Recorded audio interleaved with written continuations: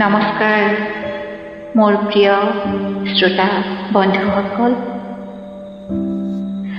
আজি আপোনালোকৰ মাজলৈ পুনৰ এটি নতুন কবিতা লৈ আহিছোঁ। মই পাঠ কৰিবলৈ লোৱা কবিতাটিৰ শিৰোনাম বিষাদ।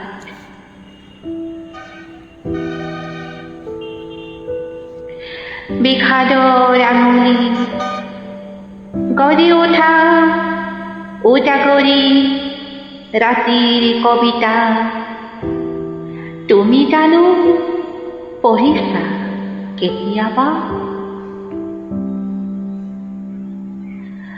আঙুলিৰ হাতুৰিৰে ভঙা শিলৰ শব্দ, মাজনিশা সাৰ পাই উঠিছানে কেতিয়াবা?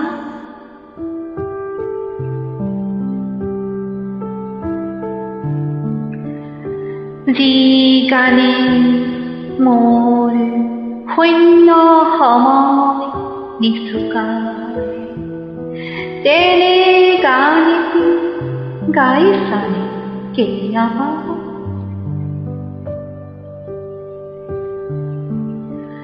যি কবিতাই বিষাদকো হৃদয়ৰ আকাৰ দিয়ে, তেনে কবিতা এটি পঢ়িছানে কেতিয়াবা?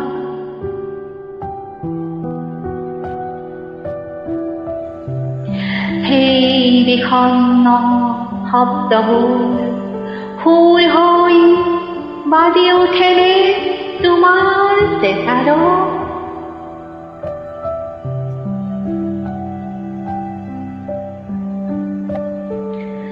ভাল পোৱাৰ নদীৰ পানী শুকাই আহোঁতে তুমি যেতিয়া মোৰ চকুৰ নদীত সাঁতুৰি আছিলা,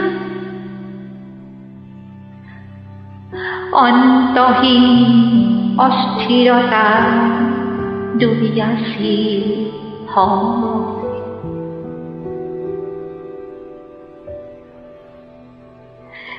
তুমি জানা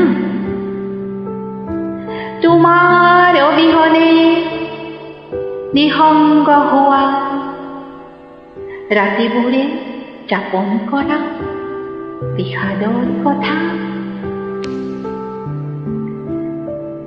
এই কথা তুমি উদযাপন কৰা ৰাতিবোৰক সুধিলেই বুজি পাবা। ধন্যবাদ।